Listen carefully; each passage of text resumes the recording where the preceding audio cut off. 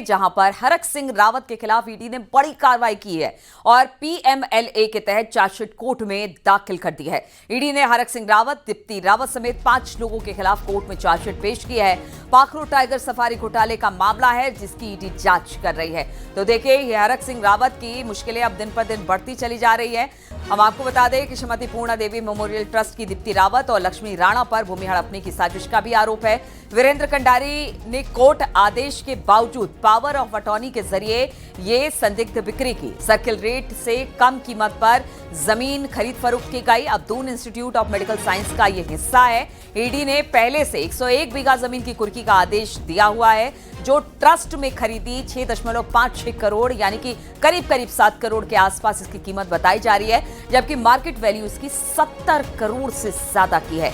जांच में सामने आया कि हरक सिंह के करीबियों की सक्रिय भूमिका इसमें रही है और अब इसी को लेकर चार्जशीट दाखिल कर दी गई है, जैसे कि हरक सिंह की मुश्किलें अब बढ़ गई है। बातचीत करने के लिए सतेंद्र बड़थवाल इस वक्त हमारे साथ जुड़ गए हैं। सतेंद्र, अगर इस पूरे मामले की बात की जाए, मामला पुराना है, जांच पड़ताल होती रही, ईडी की कार्रवाई होती रही, लेकिन अब चार्जशीट दाखिल कर दिया गया है। क्या कुछ पुलिस ने चार्जशीट में कहा है जो चार्जशीट दाखिल की गई है हरक सिंह और बाकी लोगों के खिलाफ? बिल्कुल, मैं आपको बताता हूँ, क्योंकि ये मामला 2019 से जो टाइगर पाखरों में जो टाइगर सफारी का जो पूरा मामला था, इससे ये पूरा मामला जुड़ा है और वहीं से ये पूरी मामला निकल के आया था। क्योंकि पहले इसमें जो पुलिस है, पुलिस इसमें जांच कर रही थी। पुलिस के बाद ये पूरा मामला सीबीआई के पास गया, लेकिन इसमें जो मनी लॉन्ड्रिंग का जो एक पार्ट था, उस पार्ट को देखते हुए इसमें ईडी ने भी इसमें जांच की।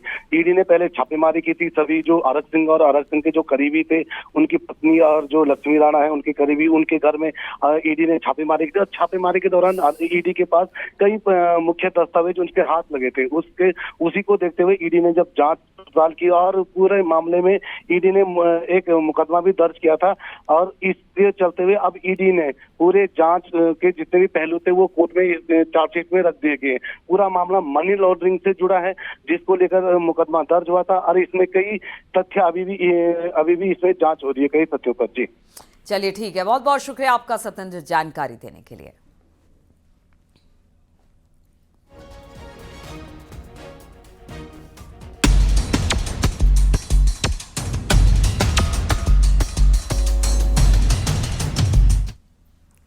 उत्तराखंड की धामी सरकार आज रुद्रपुर में निवेश उत्सव नाम से बड़ा कार्यक्रम करने जा रही है।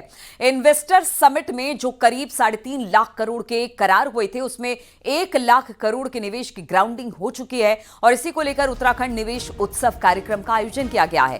कार्यक्रम में केंद्रीय गृह मंत्री अमित शाह शामिल होंगे। स्पोर्ट्स स्टेडियम देहरादून में इस कार्यक्रम का आयोजन किया जाएगा। दोपहर 1:30 बजे गृह मंत्री अमित शाह रुद्रपुर पहुंचने वाले हैं और करीब 3 घंटे अमित शाह इस कार्यक्रम में मौजूद रहेंगे, शामिल रहेंगे। इस दौरान निवेश उत्सव में आए उद्योगपतियों को संबोधित भी गृह मंत्री करेंगे। इसके साथ ही विभिन्न कंपनियों के स्टॉल्स को भी देखेंगे।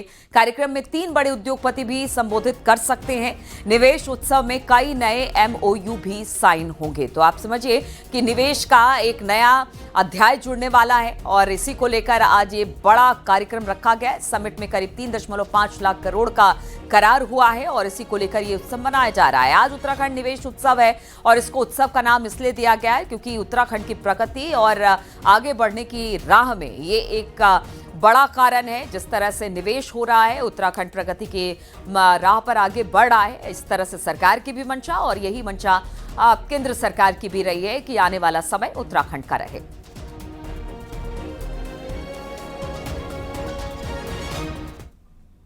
उत्तराखंड में उद्योग के एक्सपेंशन के लिए आज का दिन खास होने जा रहा है। 2 साल पहले देहरादून में हुए इन्वेस्टर समिट के दौरान जो प्रपोजल आए थे, उनमें से करीब 1 लाख करोड़ का निवेश जमीन पर उतरा और इसी के संदर्भ में केंद्रीय गृह मंत्री अमित शाह रुद्रपुर पहुंच रहे हैं। देखिए जरा ये रिपोर्ट।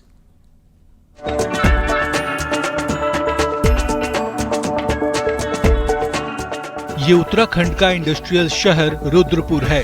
2004 में एनडीए सरकार ने उत्तराखंड को इंडस्ट्रियल पैकेज दिया था, जिसके बाद राज्य में SIDCUL automobiles, fast moving consumer goods, software, manufacturing, cosmetics जैसी इंडस्ट्रीज में बड़ा निवेश आया। रुद्रपुर, पंतनगर, हरिद्वार जिले में सैकड़ों इंडस्ट्रीज आईं। हालांकि इंडस्ट्रियल पैकेज की मियाद खत्म होने के बाद इंडस्ट्रीज की रफ्तार थम गई। लेकिन सीएम पुष्कर सिंह धामी की कोशिशों के बाद इंडस्ट्रियल सेक्टर में फिर से जान आ गई है। 2 साल पहले देहरादून में इन्वेस्टमेंट समिट के दौरान 3.5 लाख करोड़ के जो निवेश प्रपोजल आए थे, उनमें से 1 लाख करोड़ के प्रपोजल जमीन पर उतर रहे हैं। शनिवार को रुद्रपुर में कार्यक्रम है जिसमें गृह मंत्री अमित शाह भी आ रहे हैं।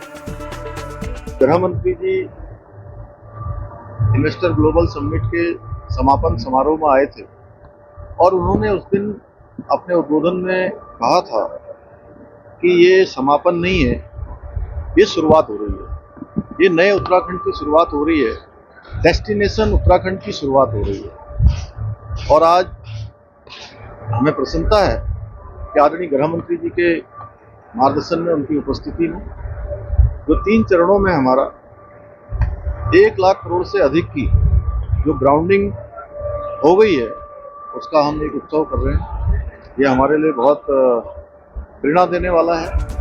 जानकारों का कहना है कि उत्तराखंड में इंडस्ट्रीज राज्य के लिए रेवेन्यू जनरेट करने के अलावा लोकल रोजगार देने में बड़ा रोल निभा सकती है। साथ ही पहाड़ के स्थानीय उत्पादों को बनाने वाले समूहों का अगर इंडस्ट्री से टाई अप हो सके तो ये गेम चेंजर साबित होगा। अगर देखा जाए तो शिडकुल में इतने मोर देन 300 यूनिट्स यहाँ काम कर रही हैं। इन्वेस्टमेंट बहुत सारी अपॉर्चुनिटीज़ हैं यहाँ पर और नई नई कंपनीज यहाँ पर आ रही हैं और ये मेरे को लगता है कि ये बहुत ही सही डायरेक्शंस में गवर्नमेंट का प्लान है और एग्जीक्यूट कर रहे हैं लोग, और जिससे बहुत सारे लोगों को रोजगार मिलेगा। जनपद उधम सिंह नगर में 80,000 महिलाएं जो हमारे साथ कार्य कर रही हैं, उनके द्वारा बनाए गए उत्पादों को एक बेहतर बाजार मिल सके, अच्छा निवेशक उनके उत्पादों को एक अच्छा व्यय करके उनके साथ MOU साइन कर सके कि उनके उत्पादों को कहां तक मार्केट में भेजा जाए। सरकार का प्लान रुद्रपुर के पास गिच्छा में करीब 1000 एकड़ में इंडस्ट्रियल डेवलपमेंट हब जल्द लॉन्च करने का भी है। मैं जहां पर खड़ा हूं, ये पंतनगर का औद्योगिक क्षेत्र है, उधम सिंह नगर जिले में आता है। आज से 2 दशक पहले जब इंडस्ट्रियल रेवोल्यूशन की उत्तराखंड में शुरुआत हुई थी, तब इस क्षेत्र में बहुत सी फैक्ट्रियाँ आईं और यहीं पे तब से काम कर रही हैं।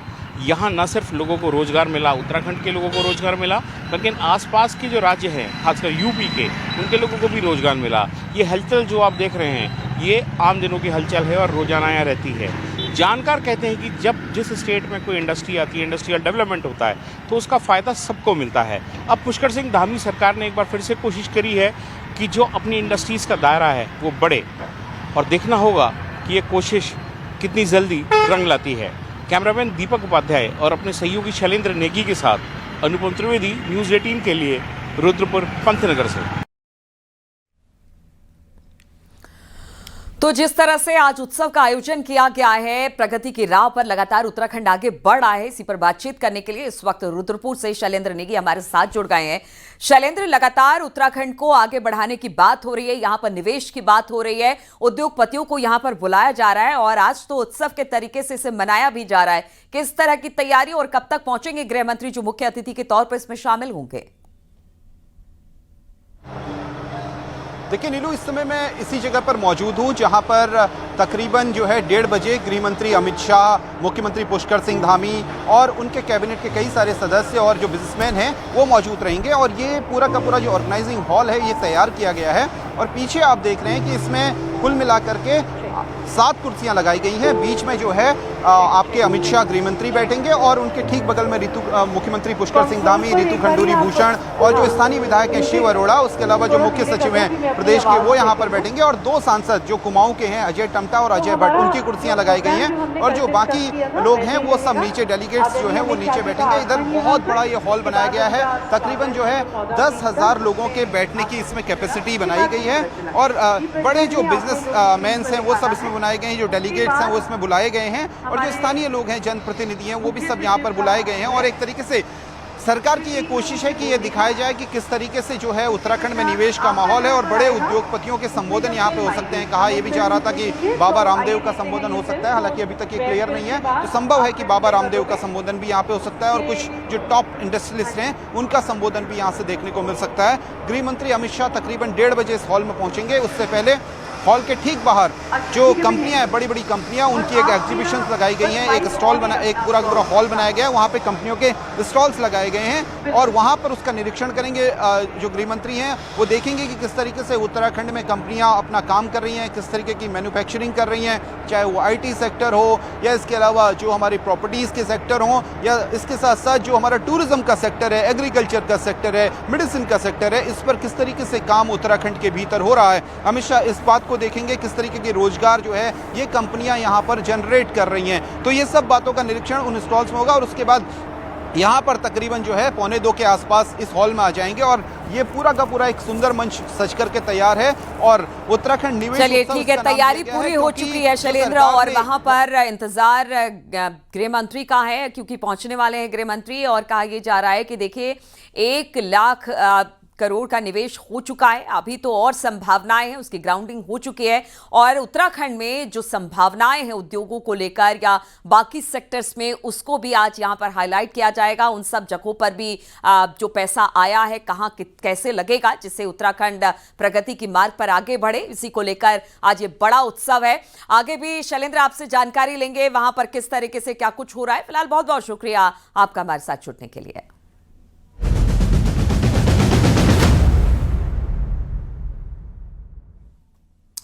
और शौचालय घर से दूर होने और नो ड्यूज सर्टिफिकेट पर बैंक सचिव के हस्ताक्षर ना होने के आधार बनाकर नामांकन रद्द करने के मामले में निर्वाचन आयोग बैकफुट पर आ गया है। हाईकोर्ट ने दोनों उम्मीदवारों के दस्तावेजों को वैध करार देते हुए उनके नामांकन को मंजूरी देने के आदेश दिए। इसके बाद हरकत में आया राज्य निर्वाचन आयोग टेरी के जिला निर्वाचन अधिकारी और संबंधित रिटर्निंग ऑफिसर को पत्र भेजकर दोनों उम्मीदवारों का नामांकन स्वीकार करने के निर्देश दिए। रिटर्निंग ऑफिसर ने ग्राम प्रधान पद की दावेदार कुसुम कोठियाल और जिला पंचायत सदस्य पद की दावेदार गीता का नामांकन पत्र निरस्त कर दिया था, लेकिन अब उसे मंजूर करने की बात की गई है। वह भी माननीय उच्च न्यायालय में 532/2025 सीता बनाम स्टेट इलेक्शन कमीशन, इसमें भी आदेश हमें प्राप्त हो गया था। आदेश प्राप्ति उपरांत इस पर भी राज्य निर्वाचन आयोग द्वारा सम्यक विचार उपरांत माननीय न्यायालय के आदेशों का अक्षरशः अनुपालन करने के निर्देश जो है जिला निर्वाचन अधिकारी संबंधित रिटर्निंग अफसर को दे दिए गए हैं। मुझे न्यायालय की जीत मिली है, मुझे अपना चुनाव चिन्ह भी मिल गया है। मैं जनता की बीच में जाऊंगी, अपना चुनाव चिन्ह लेकर कप प्लेट और काम करूंगी। उत्तराखंड पंचायत चुनाव के लिए शुक्रवार को दूसरे दौर के चुनाव चिन्हों को बांट दिया गया। प्रत्याशियों को उनके नामांकन नाम के मुताबिक अल्फाबेट क्रम में चुनाव चिन्ह बांटे गए। दूसरे चरण के लिए 28 जुलाई को वोटिंग होगी, जबकि 31 जुलाई को एक साथ दोनों चरणों की वोटिंग की मतगणना होगी। पहले चरण में 24 जुलाई को वोटिंग होनी है। उत्तराखंड पंचायत चुनाव में ग्राम प्रधान, ग्राम पंचायत सदस्य, क्षेत्र पंचायत सदस्य और जिला पंचायत सदस्य के लिए चुनाव हो रहा है और इसके बाद दूसरे चरण में ब्लॉक प्रमुख और जिला पंचायत अध्यक्षों का चुनाव होगा। इसमें चुने गए सदस्य वोटिंग करने वाले हैं।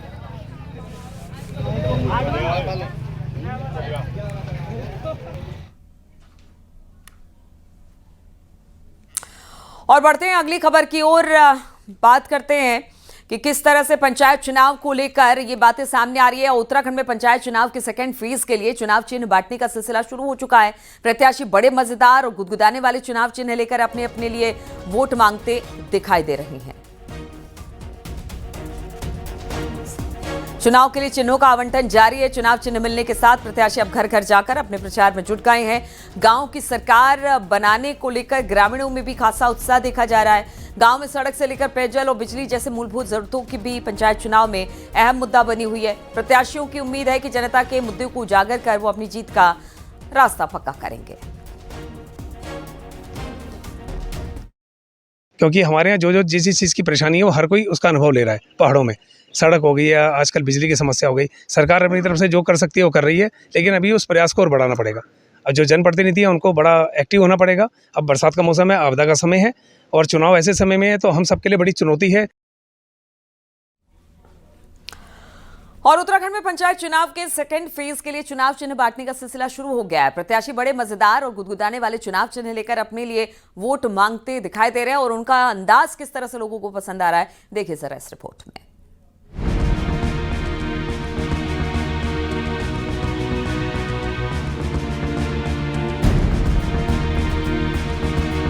ये सरगर्मी हल्द्वानी के ब्लॉक ऑफिस की है, जहां शुक्रवार को पंचायत प्रत्याशियों को चुनाव चिन्ह दिए गए। इस दौरान किसी प्रत्याशी के हाथ आम, अनार, अंगूर, अनानास, आइसक्रीम जैसी खाने पीने की चीजें लगी, तो कोई ईंट, अंगूठी, कुल्हाड़ी, कलम दवात, पेन, उगता सूरज, कप प्लेट, कैप जैसे चुनाव चिन्हों से संतुष्ट दिखा। लेकिन इन मजेदार चुनाव चिन्हों को लेकर प्रत्याशियों के अनोखे दावे भी देखने को मिले। मैं पंडियाली से चुनाव लड़ रही हूँ। मुझे चुनाव चिन्ह ईंट मिला है और इस चुनाव चिन्ह से मैं बहुत खुश हूँ। बहुत अच्छा है, अपने विरोधियों की ईंट से ईंट बजाऊंगी। ग्राम प्रधान पद के लिए लड़ रही हूँ और मेरा चुनाव चिन्ह आइसक्रीम है। जैसे आइसक्रीम मुंह में डालते ही एक अलग सी ठंडक और मिठास होती है, वैसे ही मैंने भी सोची है कि अगर जनता मुझ पर विश्वास जताती है तो मैं अपनी ग्राम सभा में ऐसे ही नाम लेते ही मिठास आ जाए लोगों के कि हाँ, हमारे नया चेहरा। क्षेत्र से यह चुनाव चिन्ह प्राप्त हुआ है, जो कि है अनार। तो साथ ही मैं कहूँगा, अनार जैसा आप जानते हैं स्वास्थ्य के लिए भी काफ़ी फायदेमंद है और क्षेत्र के लिए भी, सभी व्यक्तियों के लिए जिस प्रकार अनार फायदेमंद होता है, उसी प्रकार चरित मोहन क्षेत्र पंचायत सदस्य के रूप में क्षेत्र के लिए मैं भी विशेष कार्य करके उनको फायदा और स्वास्थ्य संबंधी सारी जो भी समस्याएं हैं निजात दिलाने की पूरी कोशिश करूँगा। जाहिर है ये चुनाव चिन्ह गुदगुदाने वाले हैं, लेकिन यही चुनाव चिन्ह इन प्रत्याशियों के भाग्य का भी फैसला करेंगे। ऐसे में प्रत्याशियों ने चुनाव चिन्ह मिलते ही इन्हें खरीदने में भी देर नहीं की। पहले फेज के लिए जहां 24 जुलाई को मतदान है, तो दूसरे फेज के लिए 28 जुलाई को, जबकि 31 जुलाई को नतीजे घोषित होंगे। ऐसे में नतीजे अपने पक्ष में आए, इसके लिए प्रत्याशियों को चुनाव चिन्ह की तस्वीर मतदाताओं के दिल और दिमाग में उतारनी होगी। इसलिए बिना देर किए प्रत्याशी ब्लॉक दफ्तरों के बाहर से ही बंडल के बंडल चुनाव चिन्ह खरीद कर अपने साथ ले गए। हल्द्वानी से न्यूज़ 18 के लिए शैलेंद्र नेगी की रिपोर्ट।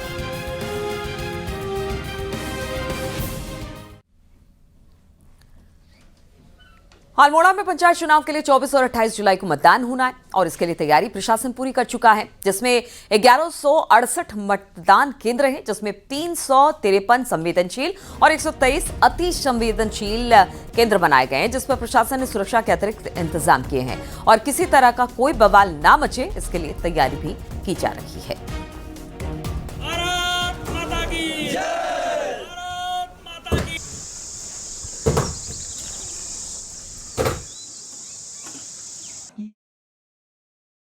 अतिरिक्त पुलिस बल के लिए कप्तान साहब को लिखा गया है और फोर्स की उपलब्धता के आधार पर उनको नियोजित किया जाएगा। इसके साथ यह भी है कि जो ये एक्सरसाइज है, वो एक्सरसाइज चूँकि अब नाम वापसी भी हो गई, प्रतीक आवंटन हो गया।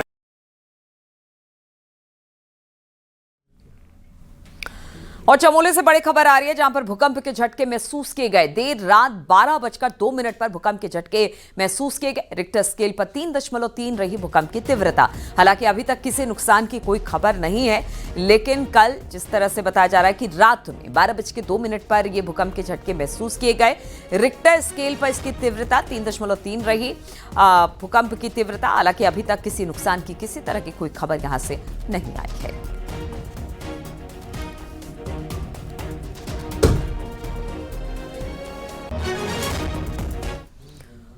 और अब बात मौसम की, तो उत्तराखंड में एक बार फिर से मौसम विभाग ने तेज बारिश का अलर्ट जारी कर दिया है। 20 और 21 जुलाई को 3 जिलों के लिए बारिश का अलर्ट है, जबकि अन्य जिलों में भी बादल खूब बरसेंगे। नैनीताल, चंपावत, उधम सिंह नगर के लिए मौसम विभाग ने अलर्ट जारी किया है, जबकि देहरादून, टिहरी, पौड़ी, बागेश्वर, पिथौरागढ़ के लिए बारिश का ऑरेंज अलर्ट जारी किया गया है। कुछ जगहों पर भारी से भारी बारिश हो सकती है, जिसे लेकर प्रशासन पूरी तरह से अलर्ट मोड पर है।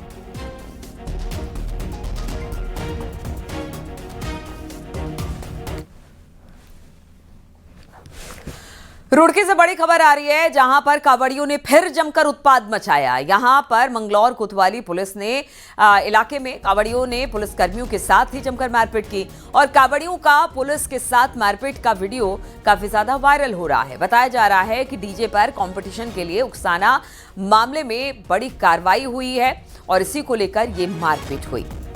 आप देखिए, पुलिस वाले जब रोकने चाह रहे थे तो उन्हीं के साथ मारपीट करते हुए ये लोग दिखाई दिए हैं।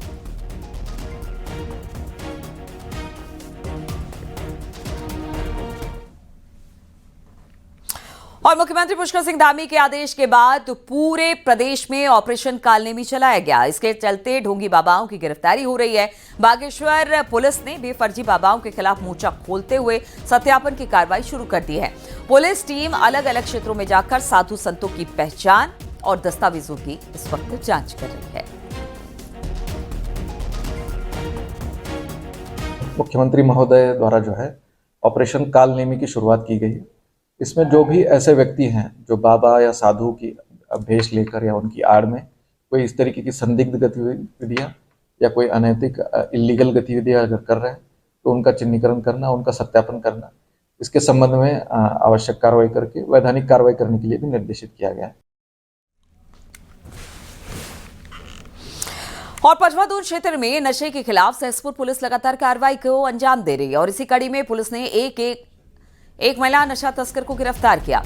गिरफ्तार महिला तस्कर से करीब 11 ग्राम हेरोइन के आसपास बरामद किया गया, जिसकी कीमत लाखों में बताई जा रही है। वहीं अब महिला की गिरफ्तारी के बाद पुलिस ने मुकदमा दर्ज करते हुए दूसरे आरोपी की तलाश शुरू कर दी है।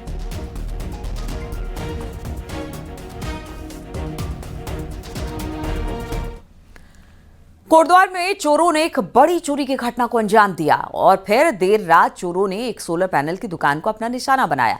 चोर दुकान में लगे मकान का ताला तोड़ घर में घुसे, फिर सोलर पैनल की दुकान में घुसकर लाखों की लूट को अंजाम दिया। चोर दुकान से करीब 2 लाख रुपए, एक लैपटॉप और सीसीटीवी का डीवीआर तक उठाकर ले गए। हालांकि दुकान के पास एक मकान में लगे सीसीटीवी कैमरे में चोरों की बाइक पर भागने की तस्वीर कैद हो गई। अब पुलिस फुटेज के आधार पर चोरों की पहचान करने में जुटी है।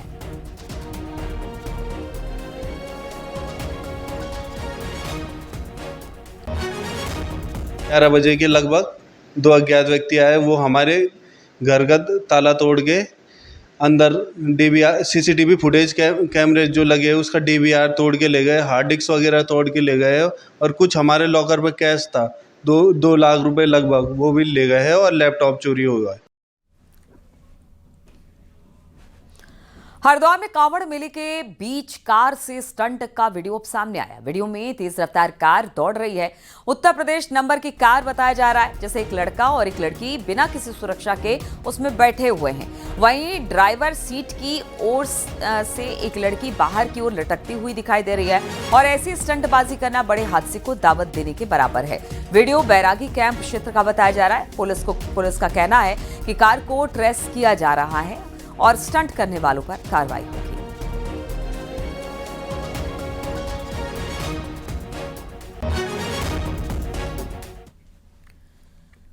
हरिद्वार में कांवड़ पटरी पर रोड अचानक से धंस जाने से प्रशासन के लिए एक बड़ी चुनौती खड़ी हो गई।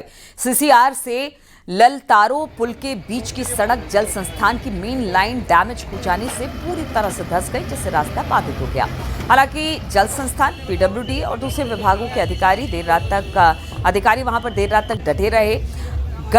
सड़क के गड्ढे की पूरी तरह से रिपेयर कर रास्ते को सुचारू अब कर दिया गया है।